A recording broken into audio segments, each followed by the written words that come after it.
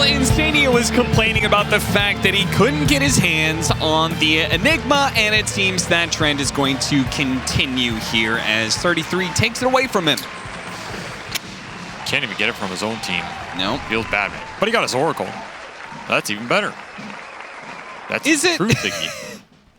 I mean, well, for him it is. He's an Oracle specialist. Let me just note, by the way, that Oracle has been so bad in so many different metas of Dota that this guy, who is an Oracle specialist, isn't even Grandmaster tier Oracle. He's level 29. That proves, well, okay, he's close. My point is just the hero's just been bad so often he can't even play it enough to get to level 30. To be fair, though, it's kind of a bad pub hero, too.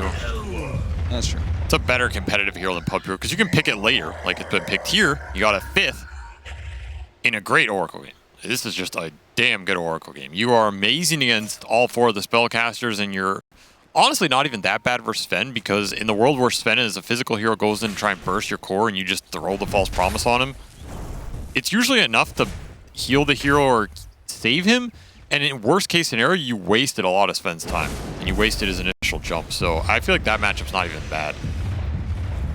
Of course, if you get jumped, it's quite sad, but that's always the case with this hero. And I think they should have enough front line to prevent that happening. You have Slark during the nighttime with the Vision, you have Storm and Tiny who can both start the fight on their terms, and you have an Enigma where if all these XG heroes jump your Oracle, Enigma just goes in and black holes them, and you only have to think about the Rubik as the counterplay, really. Which again, you have Tiny and Storm to find him. I like what Liquid have in this game. I think they're pretty favored. I think the path to teamfight victory is very clear to me. I think all their heroes serve a very good purpose. As long as they protect this Oracle, I think the damage output from XG is going to get limited to a large degree. I don't know. I think they're in a pretty good spot. Once again, we're going to see the matchup of Leshrac versus the Slark, which I'm still not convinced by the Leshrac, but I think it should be even harder with an Oracle. Yeah. Like, Fate's Edict on the Slark going in. I mean, he doesn't even need the Mage Slayer, but he'll probably buy it anyway. I mean, in theory, Oracle is in a great spot right now, right? Not talking about this game, but overall meta. This hero's gotten some crazy big buffs. Yeah, I feel like this is the hero I have the most faith in on paper, but it never seems to translate, and I don't know why. I think his laning is one of the weaknesses where it's not even bad, but it's just not good enough to really abuse enemy heroes. You can't, it's very rare you get to snowball a game with this hero, and when you do, it's amazing, but it honestly doesn't change a huge amount for the Oracle itself. This hero is just an enabler. And it maybe just hasn't been an enabler meta for a while, right? Like, Io's kind of dead. Even support Coddle, we don't see him. These kind of duos, I think the last enabler meta we saw was like the Pugna Storm meta, I guess. So it comes and goes like that too. But there was definitely a patch where the Oracle Leshrac combo for Liquid was near unstoppable. And when he gets rolling, he's rolling. So we'll see how much Insania can get done here, but I have high hopes for him. Hits the pounce on Jin-Q with the level 3 Slark. Not quite enough damage to get the kill, but does build up some stacks. So it looks like the other side lane is also in danger for Xtreme. They get the kill on DY. This is a very strong lane as well. Yeah. And not a lane I think XG can really play over the long run. I don't see the Rubik Sven, a lane we saw earlier. I just don't see it standing here. The counterplay is not good enough. Sven is not an Enigma lane counter. Oh no. He made that commitment to kill Eidolons and he only got one of them. The other two split in time. That's the issue. If the Enigma plays it well and he plays with Eidolons behind him, he splits them, in theory you shouldn't just be cleaving through these on the lane. Right.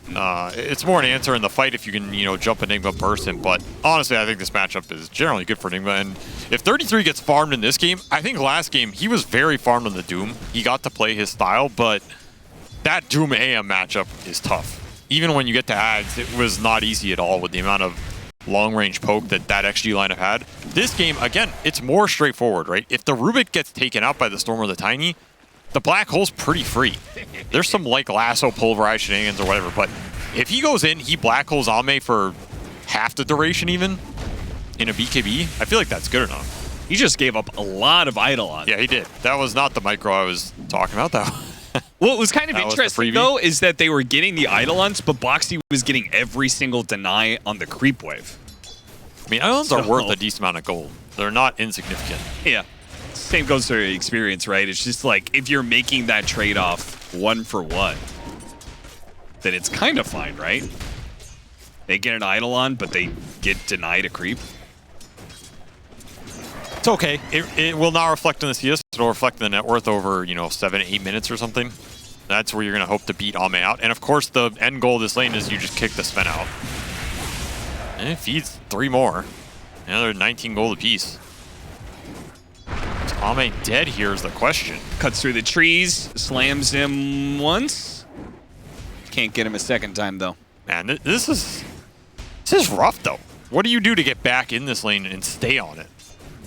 If Liquid can continue to regen up here. A lot of salves. And the flip side is, while this is like, Ame's trying to struggle to get some net worth, the Slark is pretty much free farming.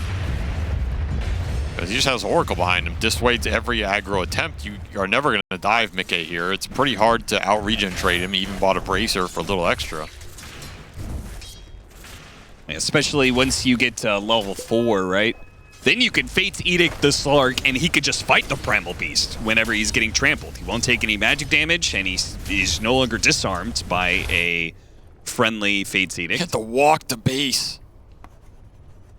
That feels real bad. Level 3 Sven walking to base, no boots. Nisha gonna get run down. Does have magic Go on. wand with the raindrop. Turn around. XM misjudged that one. Damn.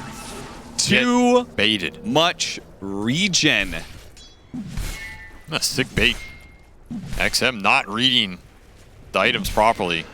Overextends and Radiant's big bottom cleanup tower kill is under attack. for Nisha here as he gets an arcane rune as a reward. Oh man, that was a perfect rune to get. I mean, perfect for him and perfect for the Lesh. It's like double the mental damage there. Yeah. And Boxy doing a little tomfoolery, making sure Ame can't recover. 33 pressuring with the catapult, but they already brought the support. They Nice were ready move, for this. Jin Q. This aggression is amping up. Ame doesn't have a lane to play with. They needed something to deter what was going on. It does leave XXS alone. He was doing some sort of deep creep cutting shenanigans to enable that play for the Batrider. He does end up dying for it, though, as Nisha goes from level 5 almost dying to a minute later, level 7. And that was the highest net worth core on the map. So that's a big kill for Nisha to get. Probably the most lucrative one in terms of using that arcane rune. Fight for the runes should be guaranteed here for Boxy, and it is. That's double wisdom for Liquid as He's well. gonna die for it.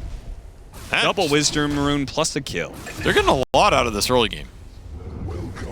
And again, I think this is the most straightforward lineup I've seen from them in terms of the team fights. They look a lot easier to execute. Yeah. So this is a good sign. Liquid striking back, all 3 cores in a solid position. Ame continuing to struggle to find the levels in the net worth. And meanwhile, Mickey, he's level 6. You'll leave him alone. He's mad chilling.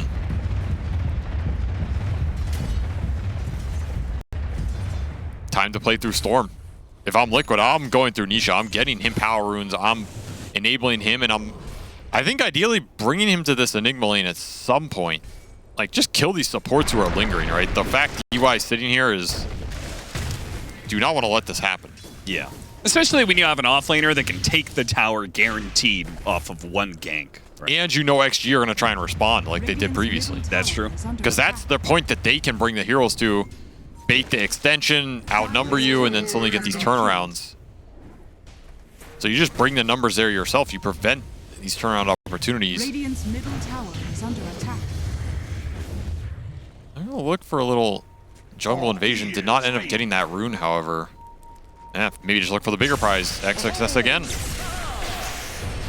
XM, he'll hit a really nice split earth on 2. They chain that stun, but they can't get the damage through. Nisha still has plenty of mana to work with, so he's going to lay that damage back onto XM. Nikkei does end up dying, but he got to join in the kill first. So he gets all the experience, he gets the stat steal as well, and they'll clean up Shin-Q. 1 for 3 exchange to the favor of Team Liquid. Yeah, I don't think Mickey's too sad about that. He gets an Agi stack, he powers up his Storm. That's the most important part of this game for Liquid. If the Storm is strong, he can set the team fight up for the other 2 cores. And that's the power of Fake Edict, man. It is going to wreck XM's game here. Does leave 33 alone, and hole it. Extreme Gaming gets a good response. This Black Hole is going to get at least one kill out of this situation. The Eidolons might be okay. The Eidolons die instantly. That Abbott did not hit the Primal. That was honestly just a little unlucky. Right on the range. This is the downside of the ganks going into the Primal, though. You didn't send the Storm top to play through the Enigma, and it's left this opening that XG took advantage of. They brought the numbers here instead. It's XSS ganking 33 and shutting down this Summons hero who wanted to kick the Sven out of lane and take his tower, ideally. Yeah. So while I like the enabling of the Storm here, it did kind of prevent the game progression for Liquid a little bit. It's going to be a slower game for the Enigma. Just got to keep looking for the pickoffs. Deep jungle wards will help. Power runes will help. A fast Orchid for Nisha will also help increase his solo kill potential. And the vision's pretty good now. They'll guarantee the haste rune for him, bring everybody mid. In fact, they'll just bring the Enigma mid. Yeah, 33's like, okay. You guys aren't going to play to me. I'm going to play to you. I mean, I kind of respect this move. He's got a mech. He's ready to brawl. This is the other style of 33 we talked about as well, the Aura 33. Yep. Here to brawl, here to fight. Get active early. XM slowed down by the tree throw. Toss goes over, trying to make sure the Storm Spirit would die. Does result in Batrider being able to walk free. He's going to play with invincibility this game. He knows his Oracle is always going to be there to back him up. That's a bold steal there, my friend. Yeah, I'm not sure what DOI thought. He must have really was certain he was going to get ball lightning there. Dire's middle tower has fallen. Well, it's a nice move for 33. They find a way to combine those cores one way or another and gets the job done here. Open up the map a bit. Another minute for another power rune for Nisha, and he's cruising to that Orchid. This is going to be a scary Storm on the map.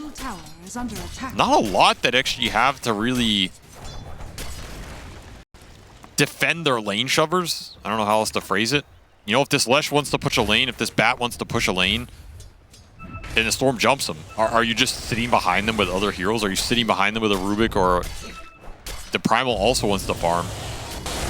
You just don't really have great bait heroes. So I feel like the aggressive play from Nisha is going to be pretty open here. And they're just going to force the triangle very early, looking for the Sven on the Ancients. Failing that, they could cut through down to bottom lane, which is nice. currently being hit by the Edict. They know it too. Yeah, this is a nice move from Liquid. They should be able to clean up here. Oh yeah, especially if they get the initiation with the Orchid onto the Leshrac. First, the best target to blow up. No damage on the side of Extreme. Just full out leapt retreat. away. That looked cool. It did look kind of cool. Actually, it didn't look cool. It looked goofy. This game's just cruising, man. This looks like a completely different team from last game. I don't know what it is about this team. Their group stages, man. They just always kind of suck in the first day. And then somewhere around day 2, they start turning it around. And then they go on some sort of win streak to go from last in the group to first or second or something. Now, here, I don't have as much faith in them being able to do that. Maybe They they might not can have win a this chance, game. too, right? They might, Yeah, you're just out of it, you're out of it. That's a risk. True. But I do think it speaks to one of the strengths of a lot of these Western European teams, at least over the last year or two, which is you're talking about recoverability. I think it goes to them being able to figure out problems quickly and solve them. They do that traditionally pretty well if they have enough time to execute it. Little Orchid poke gets double TP, Maleficent Steel, and Ame will clear out 6 Eidolons. I'm not too sad about that one. Wasn't getting much on the map. He'll take that. Yeah, he's beginning to climb up that net worth chart. He was the least farmed core coming out of the laning phase. Now he's the most farmed on his team. Still, though, a few hundred gold behind all the other Liquid cores. Orchid, follow up after the combo. Yule Scepter just got delivered. Will get rid of that, but it's still coming back to absolute hell as Nisha unleashes that firepower onto Leshrac to finish him off, and Mickey's there to back him up to make sure the Primal Beast can't do anything to threaten his mid laner. In fact, they'll run down XXS. Can't even get back to the tier 3 in time. Actually had the damage for that. Dire's courier has been killed. Very early involvement for Midgame as well. Not even waiting for a Fusel or second item here. He's just putting the Mage Slayer to use, and hey, it's 33 gobbling up some waves. This game just seems very comfortable for them. Similar setup to last game, though 33 is more active than he was in that game 1. Yep. But it's Midgame joining early fights, 33 getting to shove some waves, playing the map a bit more structured. And similar to game 1, Ame is just like, I gotta farm, guys. I mean, this game he definitely has to. He's not joining in anything. And the problem is, I don't know if Sven is going to carry late game here compared to that AM. No. In a comeback potential. This is not a hero that really comes back in the late game. As we saw, Midgame really struggled in those later fights, and he was fully slotted. Yeah. And then you add into certain things late game that the other Sven didn't have to deal with. Here you've got BKB control from the Enigma. You can't burst heroes down nearly as easily when you're up against an Oracle. So Xtreme are going to have to hit some mid-game timing here really hard. I think it's got to be through XXS. I mean, we've seen his Primal pop off. Yeah. It's felt like his best hero this tournament so far.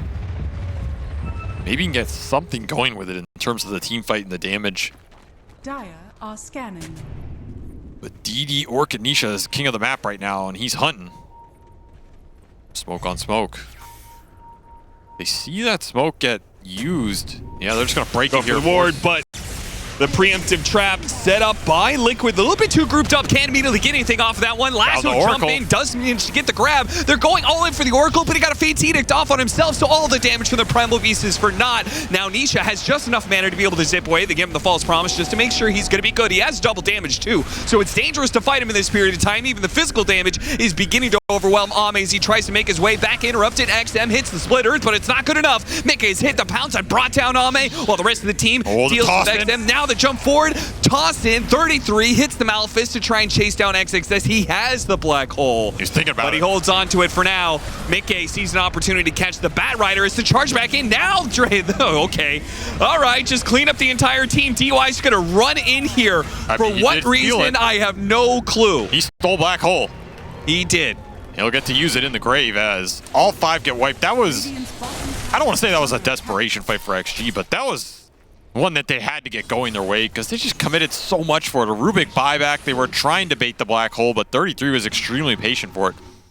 That's one of those fights where it's tempting to throw this black hole on 1 or 2 heroes. We'll see him walk in here as well. You get the Oracle jump initially, but Insania has Fate's Edict too fast. Here you could black hole, but then you open up the Rubik steal. And that's maybe the one way you lose this fight. So it's actually better to just not cast it at all here. Let the fight progress. The Slark gets to run in. Ame can't do anything in this type of engagement. Just not where the hero functions too well. And now you get to run heroes down past a tier 3 at 15 minutes. We go from Liquid trying to farm for the late game with a Midas Bot's Doom to 33 is black holing you behind your tier 3 at 15. This team is hitting every extreme in the book. Yeah, before we're even done with the replay, we're back into another fight. Still has back Lotus. Fate's Edict doesn't have the False Promise, but he does have the mech, and he does have Lotus to be able to eat 33 so much heal. And now the damage is done. They couldn't finish off the Enigma. They've overextended themselves right into the arms of the rest of Liquid, who will happily claim 4 lives, a 5th one from XXS. And that's it, GG. Wow. God damn. I mean, this game is over. Like, this is not a lineup that is going to come back in this game, and I think it's just a straight out draft. I don't see any way around it. I don't see how you can play this draft in the early game too much better because the lane's too hard. The Sven lane